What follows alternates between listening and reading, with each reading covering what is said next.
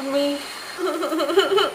വണ്ടി സ്റ്റാർട്ടായി വെച്ചതൊന്നല്ല ട്ടോ. അതെന്റെ ഫേസ് മാസ്ക് റിമൂവ് ചെയ്യാൻ വേണ്ടി വെച്ചയാന്നാ കേട്ടത്. നമ്മൾ ഇൻസ്റ്റാഗ്രാമിലും യൂട്യൂബിലൊക്കെ നല്ലോണം വൈറലായിട്ടുള്ള എഗ് വൈറ്റും കോഫി പൗഡറിന്റെ ഫേസ് മാസ്കാണ് ഞാൻ ട്രൈ ചെയ്തത് കേട്ടോ.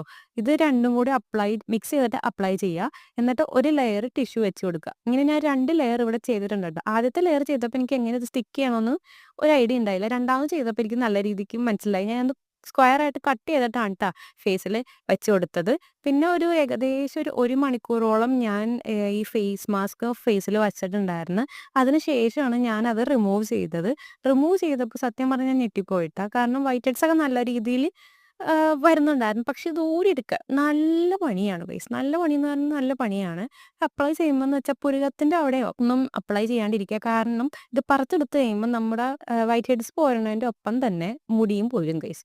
ഫേസൊക്കെ നല്ല സ്മൂത്തായി. പക്ഷെ അപ്ലൈ ചെയ്യുമ്പോൾ ശ്രദ്ധിച്ച് അപ്ലൈ ചെയ്യുക. അല്ലെങ്കിൽ പണി കിട്ടും. എനിക്ക് കിട്ടിയ